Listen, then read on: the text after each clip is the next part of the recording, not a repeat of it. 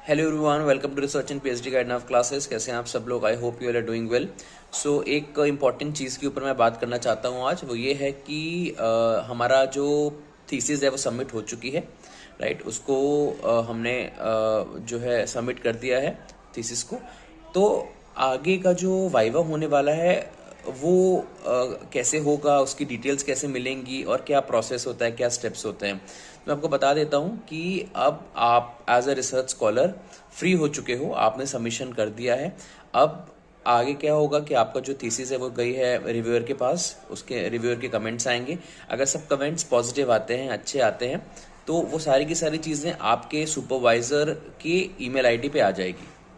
Are you getting my point? वो आपको नहीं भेजेंगे, आपके सुपरवाइजर को भेजेंगे, फिर सुपरवाइजर आपसे कांटेक्ट करेगा। क्योंकि जब आपका रिव्यू आया है, मतलब ये मैं बता रहा हूँ, मोस्ट ऑफ द यूनिवर्सिटीज यही फॉलो करती हैं कि जब आपका रिव्यू आया है, जब सुपरवाइजर के पास आया, उसके 15 डेज के अंदर अंदर आपको वाइवा शेड्यूल करना पड़ता है, राइट। ये मैंने कई सारी यूनिवर्सिटीज़ में देखा है, ये चीज़ होती है।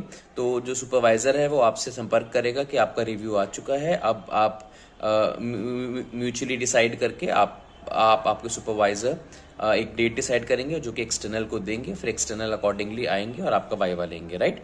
So this is the process. अब आपको इतनी चिंता करने की जरूरत नहीं। बस आप एक चीज़ कर सकते हो, आप टाइम टू टाइम बेसिस पे अपने सुपरवाइजर से पूछ सकते हो, कॉल कर सकते हो, व्हाट्सएप कर सकते हो कि सर रिव्यू आया कि नहीं आया, है ना। और अगर आ जाएगा तो उनके पास ही आएगा और वही आपको कम्युनिकेट करेंगे।